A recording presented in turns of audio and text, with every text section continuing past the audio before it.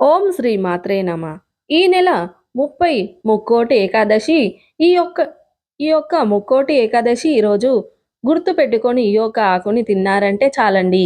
మీకు సర్వ దరిద్రాలు పోయి, అంతేకాకుండా ఎటువంటి అనారోగ్య సమస్యలున్నా ఆ అనారోగ్య సమస్యలు కూడా తగ్గి మీ ఒంట్లోని దోషాలు, ఇంట్లోని దోషాలు పూర్తిగా కటిక పేదవాడు కూడా కుబేరుడుగా మారుతాడు. వద్దన్నా కూడా ధనం దూసుకొని వస్తుంది. మనకి ఈ సంవత్సరంలో వచ్చే ఈ ఏకాదశుల్లో కంటే కూడా ఈ యొక్క ముక్కోటి ఏకాదశికి చాలా ప్రత్యేకత ఉంటుంది. ధనుసు రాశిలో వచ్చే మొట్టమొదటి ఏకాదశిలోని ముక్కోటి ఏకాదశి అని పిలుస్తూ ఉంటాము. ఈ యొక్క ముక్కోటి ఏకాదశిలోనే వైకుంఠ ఏకాదశి కూడా అంటారు. ఈ యొక్క ముక్కోటి ఏకాదశి చాలా ప్రాముఖ్యమైనది, చాలా శక్తివంతమైనది. సాక్షాత్తు వైకుంఠ తలుపులు తెరుచుకునే రోజు. ఆ యొక్క శ్రీరామనారాయణుడు భక్తులని ఆశీర్వదిస్తారు. ఎవరైతే ఈరోజు ఉత్తర తలుపులు ద్వారా ఈ యొక్క నారాయణుని యొక్క దర్శనం చేసుకుంటారో వారికి మోక్షం లభిస్తుంది అని చెప్పి మన యొక్క శాస్త్రాలు కూడా చెబుతూ ఉన్నాయి అన్నమాట. ఈ యొక్క ముక్కోటి ఏకాదశి రోజు ముక్కోటి దేవతలు కూడా ఆ నారాయణుని దర్శించుకుంటారు అని చెప్పి, ఉత్తర ద్వారాన్ని దర్శించుకున్న వారు ప్రతి ఒక్కరి జీవితం ధన్యమవుతుంది అని చెప్పి, వారికి ఆయుష్ అనేది రెట్టింపు అవుతుందని చెప్పి మన యొక్క శాస్త్రాలు కూడా చెబుతూ ఉన్నాయి అన్నమాట. అయితే ఈ వీడియో మీ కంట పడింది అంటే గనక నిజంగా ఆ లక్ష్మీనారాయణ యొక్క ఆశీర్వాదం మీ అందు ఉంది. కాబట్టే ఈ వీడియో మీ కంట పడింది అని చెప్పి భావించి ఈ వీడియోను ఎక్కడ కూడా స్కిప్ చెయ్యకుండా చివరి వరకు చూస్తేనే మీకు పూర్తి వివరాలు అనేది తెలుస్తాయి. ఇక ఆలస్యం చేయకుండా వీడియోలోకి వెళ్ళిపోదామండి. వీడియోలోకి వెళ్ళే ముందు ఒక చిన్న రిక్వెస్ట్. మొదటిసారి మన ఛానల్లోకి వచ్చినట్లయితే కనుక మన ఛానల్ని సబ్స్క్రైబ్ చేసుకొని ఈ వీడియోకి ఒక చిన్న లైక్ ఇచ్చి కింద కామెంట్ సెక్షన్లో ఓం ఓం లక్ష్మీదేవాయ నమ అని కామెంట్ చేయండి. ఓం నమో నారాయణ అని, ఓం నమో వాసుదేవాయ అని కూడా కామెంట్ చెయ్యండి. ఓం భగవతే వాసుదేవాయ అని కూడా కామెంట్ చెయ్యండి. అయితే ఈ యొక్క ముక్కోటి ఏకాదశి రోజు పాటించవలసిన నియమాలు ఏంటి అంటే కనుక, మీరు చక్కగా సూర్యోదయానికి ముందే నిద్ర లేచి ఇల్లు వాకిళ్ళు అన్నీ కూడా శుభ్రపరచుకోవాలి. వాకిలంతా కూడా శుభ్రంగా కడుక్కొని మంచిగా ముగ్గు పెట్టుకొని పసుపు కుంకుమ వేసుకోవాలి. ఈరోజు మీరు స్నానం చేసే నీటిలో కూడా కాస్తంత పసుపుని వేసుకొని స్నానం చెయ్యాలి. ముఖ్యంగా ఈరోజు ఇల్లు కూడా ఉప్పు కలిపిన నీటితో శుభ్రంగా చేసుకోవాలి. ఈ విధంగా ఉప్పు కలిపిన నీటితో ఇల్లుని శుభ్రం పరచుకోవడం వల్ల ఇంట్లో ఉండే నెగటివ్ శక్తి అంతా కూడా వెళ్ళిపోతుంది. ఈరోజు తులసమ్మని విశిష్టంగా పూజించుకోవాలి. సాక్షాత్తు శ్రీ మహామూర్తి లక్ష్మీ దేవతలు తులసమ్మలో కొలువై ఉంటారు. కాబట్టి తులసమ్మకు చెంబడు నీళ్లు పోసి చక్కగా పూజించుకొని నైవేద్యాన్ని సమర్పించుకొని తులసమ్మ ముందు పెట్టి దీపం ఈరోజు కోటి ఏకాదశుల రోజు పెట్టి, అంటే మనకు ప్రతి ఏకాదశికి కూడా తులసమ్మ ముందు పెట్టిన దీపంతో ఎంత పుణ్యం అయితే వస్తుందో ఈ ఒక్క రోజు పెట్టే దీపంతో అంతే పుణ్యం అయితే వస్తుందన్నమాట. ఈరోజు గోమాతకు సేవ చేయడం, గోమాతకు పూజ చేయడం, గోమాతకు ఎప్పుడైనా కానీ కనిపిస్తే నమస్కరించుకోవడం చేయడం వల్ల కూడా మీకు గోమాతలో 33,000 కోట్ల దేవతలు కొలువై ఉంటారు. ఆ దేవతల యొక్క ఆశీర్వాదం అనేది లభించింది. మీ జన్మకు ఒక సార్థకం అనేది ఏర్పడుతుంది. కాబట్టి గోమాత కనిపిస్తే పచ్చగడ్డి కానీ, పండ్లు కానీ, కూరగాయలు కానీ, లేదంటే గనక నానబెట్టిన పెసళ్ళు, బెల్లం కానీ, లేదంటే బీరకాయను బెల్లంతో కలిపి తినిపించడం కానీ చెయ్యండి.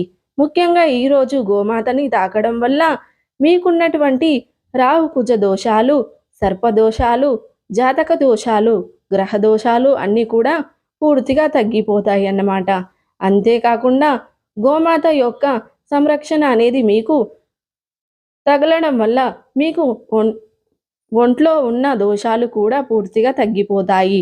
ఒంట్లో ఉన్న దోషాలు అంటే గనక నెగిటివ్ ఎనర్జీ, ముఖ్యంగా కనుక దిష్టి, నరదిష్టి ఈరోజు అయిన వారే మనం బాగుపడుతుంటే ఉంటే మనం ఏదో బాగుపడిపోతున్నాము, ఎంతో మనకి లాభాలు వస్తున్నాయి, ఎంతో సుఖపడిపోతున్నామని చెప్పి అనుకుంటూ ఉంటారు. కానీ మనం పడే కష్టం ఏంటో మనకే తెలుసు. కాబట్టి అటువంటి నెగెటివ్ ఎనర్జీ శక్తి అనేది పూర్తిగా గోమాత యొక్క సంరక్షణ ద్వారా తొలగిపోతుంది. గోమాత యొక్క కంటి చూపు మన మీద పడింది అంటే గనక నిజంగా మనకంటే అదృష్టవంతులు మరొకరు ఉండరన్నమాట. ఎందుకంటే ఈ యొక్క ముక్కోటి ఏకాదశి రోజు గోమాతని తాకడం, పూజ చేయడం, ఆహారం తినిపించడం వల్ల యజ్ఞాలు చేసిన రాని ఫలితం అనేది గోమాతకు మనం ఈరోజు దానం పెట్టడం వల్ల వస్తుందన్నమాట. కాబట్టి గోపాలుడు అంటే శ్రీకృష్ణుడు అంతటి వాడే గోపాలుడుగా ఎందుకు పిలువబడ్డాడు అంటే గోమాతకు అంత ప్రత్యక్షత ఉంది. ఈరోజు ఎట్టి పరిస్థితుల్లో కూడా ఇంట్లో ఆడవారు కోడిగుడ్లు కానీ, నాన్ వెజ్ కానీ, ఉల్లి వెల్లుల్లి కానీ వాడకూడదు. ఎందుకంటే కనుక అసలు ముక్కోటి ఏకాదశి రోజు చాలామంది కూడా ఉపవాసం ఉంటారు. ఈ ఉపవాసం ఉండడం వల్ల శరీరం అంతా కూడా తనకి తాను శుభ్రపరచుకొని ఒంట్లో ఇమ్యూనిటీ శక్తి అనేది పెంచుకుంటుంది. అలా కొన్ని హెల్త్ ప్రాబ్లమ్స్ ఉన్నవారు ఉపవాసం అనేది ఉండలేని పక్షంలో కనీసం వెజిటేబుల్ అంటే కూరగాయలు, సాదా పండ్లు అనేవి తీసుకోండి. తప్పు చికెను, మటను ఇటువంటి అయితే ఫిష్, రొయ్యలు, ఫ్రాన్స్ ఇటువంటి ఏవైనా కూడా నాన్ వెజ్కి సంబంధించినకి ఇంట్లోకి తెచ్చుకోకూడదు. అంతేకాకుండా వాటిని తినకూడదు. ఈరోజు చక్కగా మీరు సూర్యోదయానికి ముందే నిద్రలేచి స్నానం చేసిన తర్వాత ఆ యొక్క లక్ష్మీనారాయణ యందు విష్ణుమూర్తి ముందు విష్ణుమూర్తి అవతారంలో ఉండే ఏ చిత్రపటంలో అయినా ఆయా చిత్రపటంలో యందు చక్కగా ఆవు నెయ్యితో దీపాన్ని వెలిగించండి. ఈరోజు మీరు పూజ చేసేటప్పుడు ఖచ్చితంగా తులసమ్మ అంటే తులసి ఆకుని తుంచి ఆ యొక్క విష్ణుమూర్తికి ఇష్టమైన చెప్పి అక్కడ పెట్టకండి. ఎందుకంటే అక్కడే కనుక పెట్టుంచే కనుక ముక్కోటి ఏకాదశి రోజు తులసి ఆకుని తుంచకూడదు. దానికి ముందు రోజు తుంచుకోవచ్చు. కానీ ముక్కోటి ఏకాదశి రోజు తులసమ్మని గిల్లడం కానీ, ఆకుని తుంచడం కానీ, లేదంటే కనుక ఆ యొక్క కండాలు వస్తూ ఉంటాయి కదా, వాటిని గిల్లడం కానీ ఈరోజు చెయ్యకూడదు అన్నమాట. ఒకరోజు ముందుగానే మీరు తుంచుకొని వాటిని ఫ్రిడ్జ్లో భద్రపరచుకోవాలి. ఈరోజు మీరు పూజలో అయితే ఉపయోగించుకోవచ్చు అన్న విషయాన్ని గుర్తుంచుకోండి. ఈరోజు ప్రత్యేకంగా స్త్రీలు కూడా కొన్ని నియమాలను పాటించుకోవాలి. ముఖ్యంగా ఈరోజు ఎట్టి పరిస్థితుల్లో కూడా స్త్రీలు గుర్తు పెట్టుకొని ఉదయం, సాయంత్రం 2 పూటలా కూడా పూజ చేసుకునే ప్రయత్నం చెయ్యండి. మీకు దగ్గరలో ఉండే ఆలయానికి వెళ్ళి ఉత్తర తద్వారా నారాయణుని దర్శించుకునే ప్రయత్నం చేయండి. అంతేకాకుండా ఈరోజు తిరుమలలో కూడా ఉత్తర దారాలు తెరుచుకుంటాయన్నమాట. కాబట్టి ఈరోజు తిరుపతి వెళ్ళి దర్శనం చేసుకున్నా మంచిదే. కుదరని పక్షంలో మీకు దగ్గరలో ఉండే దేవాలయానికి వెళ్ళడం, లేదంటే గనక ఇంట్లోనే పూజ చేసుకున్నా కూడా ఉత్తమం. అంతేకాని శ్రమపడి మీరు ప్రయాణాలు చేసి రద్దీలో, ఇరుకులాటలో, కొట్లాటలో అలా అయితే మాత్రం దయచేసి వెళ్ళకండి. ఈరోజు చేతికి గోరింటాకు పెట్టుకోవడం వల్ల ఆడవారికి ఐశ్వర్యం, ఆరోగ్యం అనేది సగం అంటే వస్తుందన్నమాట. కాబట్టి ఈరోజు ఆడవాళ్ళు ఖచ్చితంగా గోరింటాకు పెట్టుకునే ప్రయత్నం చెయ్యండి. ఇక ఈరోజు స్నానం చేసిన తర్వాత ఆడవాళ్ళు ముఖ్యంగా దేవాలయానికి వెళ్ళేటప్పుడు కూడా పసుపు రంగు చీర లేదంటే ఎరుపు రంగు చీర కట్టుకొని వెళ్ళే ప్రయత్నం చెయ్యండి. పసుపు రంగు మనకి మంగళకరమైన రంగులు అయితే అంతేకాకుండా ఈరోజు ఎట్టి పరిస్థితుల్లో కూడా నలుపు రంగు వస్త్రాలు కానీ అనేవి ధరించకూడదు. ఆడవాళ్ళు కూడా నలుపు రంగు చీర అనేది కట్టుకోకూడదండి. ఎందుకంటే గనక నలుపు అనేది చెడుకు సంకేతం. అంతేకాకుండా నలుపు శని భగవానుడికి ఇష్టమైనటువంటి నలుపు రంగు. ఏలనాటి శని ప్రభావం తోటి బాధపడేవారి ముఖ్యంగా ఇటువంటి పండుగల దినంలో ఏదైనా కానీ పెళ్లి పేరంటాల్లో నలుపు అనేది నిషిద్ధం అని చెప్పి మన యొక్క పండితులు కూడా చెబుతున్నారు. మన యొక్క శాస్త్రాలు కూడా చెబుతున్నాయి. కాబట్టి నలుపు రంగు మాత్రం ఎట్టి పరిస్థితుల్లో కూడా ధరించకండి. నలుపు పసుపు కానీ ఎరుపు కానీ ధరించండి. ఇంకా అంతే. అయితే పద్ధతిగా అలంకరణ విషయంలో కూడా ఆడవారు ఈ యొక్క ముక్కోటి ఏకాదశి రోజు చక్కగా అంటే నిండుగా బొట్టు పెట్టుకొని, తలలో పువ్వులు పెట్టుకొని, మెడలో మంగళసూత్రం వేసుకొని, నల్ల పూసలు వేసుకొని, చేతికి కూడా ఎరుపు రంగు గాజులు వేసుకొని, కాళ్ళకు పట్టీలు పెట్టుకొని, కాళ్ళకి కొంతమంది మెట్టలు లేకుండా ఉంటారు. అలా కాకుండా కాళ్ళకు మెట్టలు పెట్టుకొని మంచిగా చక్కగా అందంగా తలలో పూలు పెట్టుకొని రెడీ అయ్యి లక్ష్మీదేవిలా అలంకరించుకొని ఈరోజు మీరు పూజ చేసుకుంటే సాక్షాత్తు ఆ శ్రీ మహాలక్ష్మీదేవి మీ ఇంట ప్రత్యక్షమై మీరు కోరుకున్న కోరికలన్నీ కూడా తీరుస్తుందన్నమాట. కాబట్టి ఈరోజు అలంకారం మాత్రం ఎట్టి పరిస్థితుల్లో కూడా మర్చిపోకండి. ఇక ఈరోజు మీరు తీసుకురాకుండా ఇంటికి అంటే ముఖ్యంగా తీసుకొచ్చినటువంటి వస్తువులు కూడా కొన్ని ఉంటాయండి. వాటిలో ముఖ్యమైనది ఏంటి అంటే కనుక నూనె అన్నమాట. ఈ యొక్క నూనె అనేది ఈ యొక్క ఏకాదశి రోజు ఎట్టి పరిస్థితుల్లో కూడా ఎవరింటి నుండి దగ్గర నుంచి మనం అప్పుగా తీసుకోకూడదు, కొనుక్కోకూడదు. ఈరోజు నూనె అనేది తలకి కూడా పెట్టుకోకూడదు.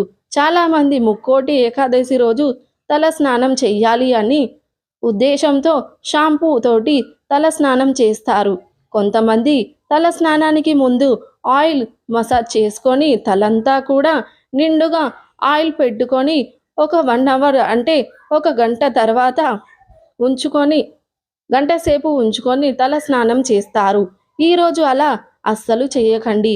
ఎందుకు అంటే గనక ఈరోజు ఎట్టి పరిస్థితుల్లో కూడా తలకి నూనె పెట్టుకోకూడదు.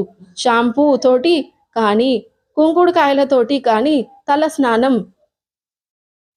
చెయ్యాలి.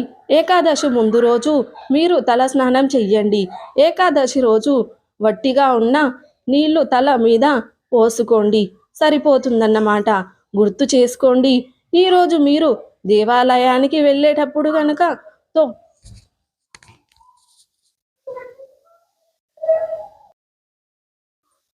కానుకతో పాటు ఒక యాలకును కూడా హుండీలో వేసే ప్రయత్నం చేయండి. ఈ విధంగా చేయడం వల్ల ఉన్నటువంటి అప్పుల బాధలు అంతేకాకుండా అనారోగ్య సమస్యలన్నీ పూర్తిగా తగ్గిపోతాయి. ఇక ఈరోజు ఇంటికి తీసుకొని వచ్చినటువంటి వస్తువుల్లో ధనియాలు ఒకటి. ధనియాలు అంటే మనకి లక్ష్మీదేవి రూపమై అది మనందరికీ తెలిసిన విషయమే. కానీ ధనియాలు మాత్రం ఈరోజు ఎట్టి పరిస్థితుల్లో కూడా ఇంటికి తెచ్చుకోకూడదు అని చెప్పి మనకి శాస్త్రాల్లో చెప్పారండి. ఏకాదశి రోజు ధనియాలు కొనకూడదు. అంతేకాకుండా ఉక్కు పాత్రలు, ఇనుప వస్తువులు, చాలామంది కూడా చాకులు, ఇంకా కొడవళ్ళు, కత్తిపీటలు, ముఖ్యంగా ఇక ఏవో ఇనుప సామ్రాజ్ఞి, సుత్తి, ఇట్లా ఉక్కు వస్తువులు ఇటువంటి అవసరం నిమిత్తం కొనుక్కుంటూ ఉంటారు. అటువంటి వారు ఎట్టి పరిస్థితుల్లో కూడా ఏకాదశి రోజు కొనకూడదు. అయితే కాకుండా ఏకాదశి రోజు చీపురు కూడా ఇంటికి కొని తెచ్చుకోకూడదు.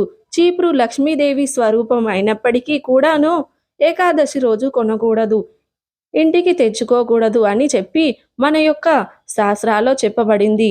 అయితే అంతేకాకుండా ఈరోజు చేదు వస్తువులు కూడా ఇంటికి తెచ్చుకోకూడదు. కాకరకాయ, మెంతి కూర ఏవైతే చేదుగా ఉంటాయో వాటిని ఇంటికి కూడా తెచ్చుకోకూడదు.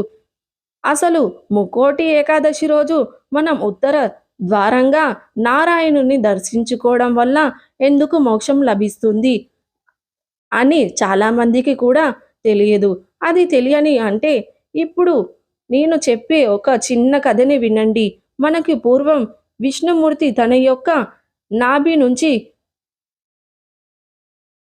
బ్రహ్మదేవుణ్ణి పుట్టించి ఆ యొక్క సృష్టించమని చెప్పి బ్రహ్మదేవునికి ఆదేశం ఇచ్చారన్నమాట. విష్ణుమూర్తి అలా ఆదేశం ఇచ్చినప్పుడు ఆ యొక్క విష్ణుమూర్తి చెప్పినట్లుగా సృష్టించిన నియమాలని ఒక్కొక్కసారి పుట్టుకను పుట్టిస్తూ ఆ యొక్క బ్రహ్మదేవుడు నేనే గొప్పవాణ్ణి అని, నాకంటే గొప్పవాళ్ళు ఇంకా ఎవరూ లేరు, నేనే సృష్టిని సృష్టిస్తున్నానని, అంతా నా చేతుల్లోనే ఉంది అని చెప్పి గర్వం అనేది వచ్చేస్తుంది.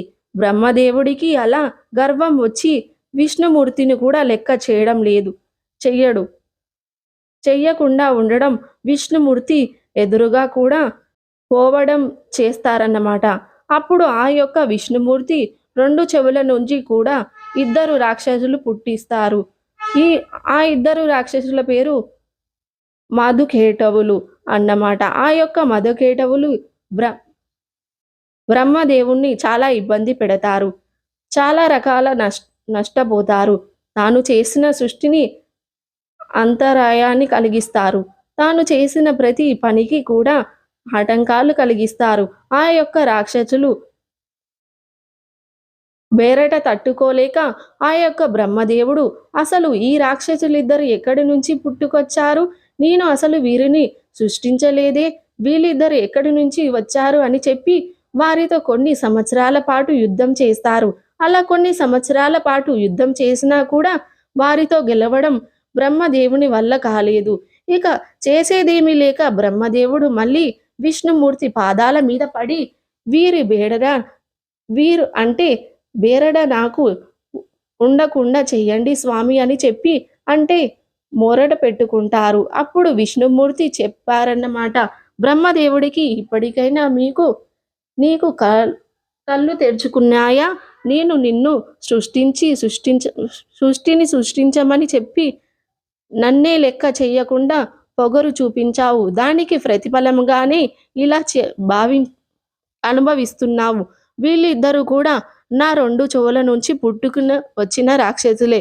సరే, ఇప్పుడు నీ తప్పు నువ్వు తెలుసుకున్నావు కదా, కాబట్టి ఇక నుంచి నీకు ఈ బెరడ ఉండదు అని చెప్పి ఆ యొక్క బ్రహ్మదేవుడికి ఆ రాక్షసుల నుంచి విముక్తిని లభిస్తారు.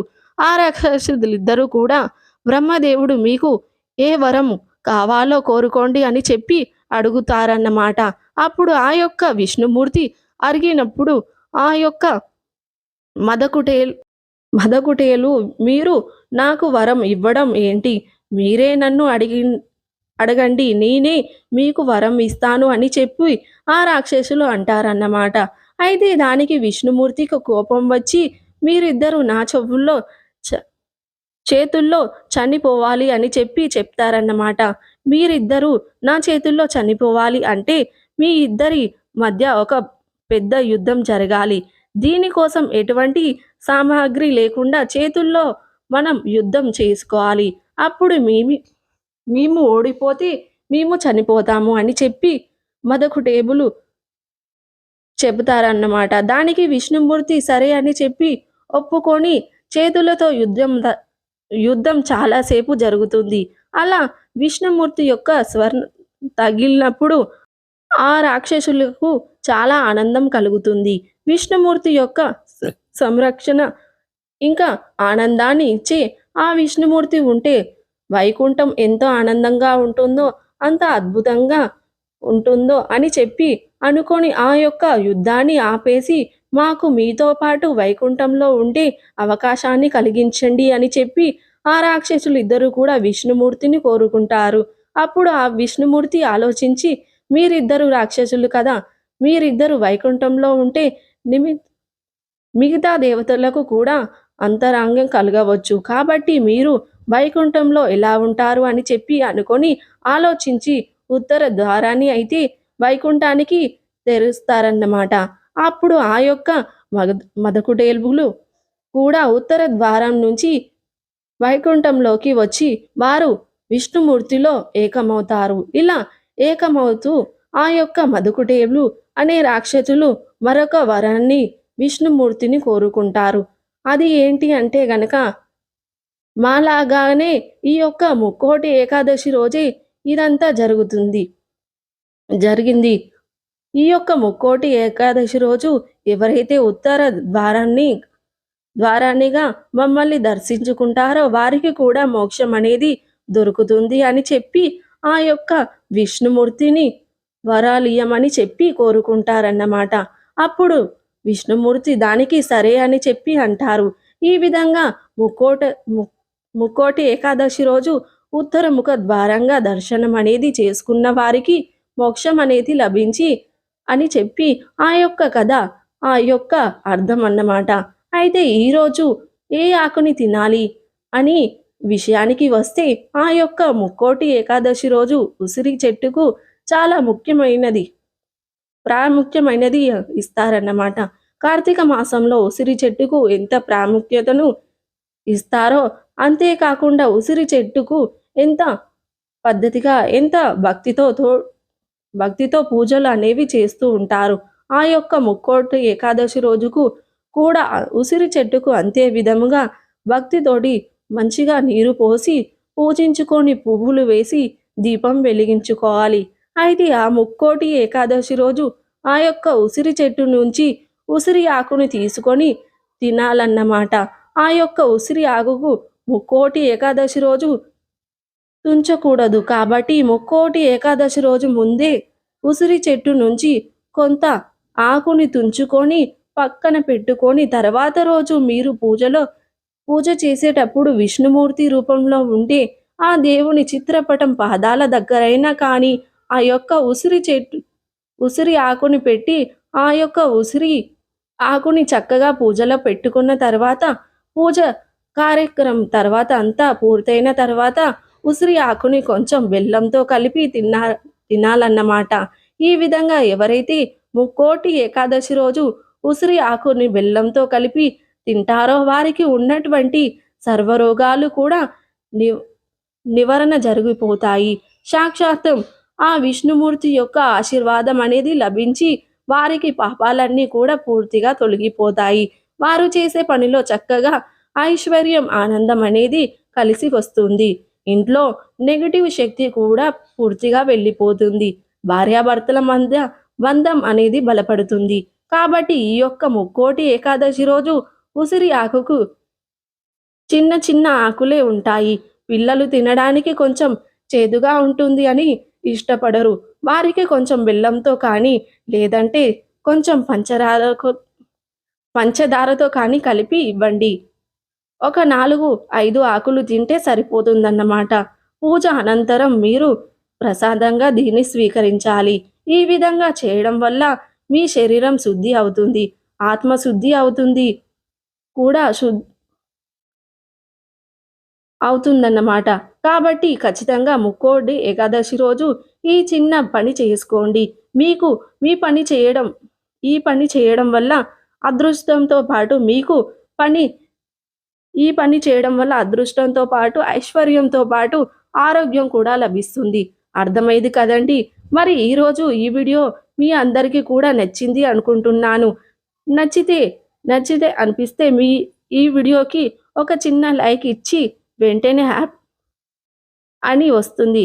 ఆ యాప్ కింద వెంటనే కామెంట్ చేయండి.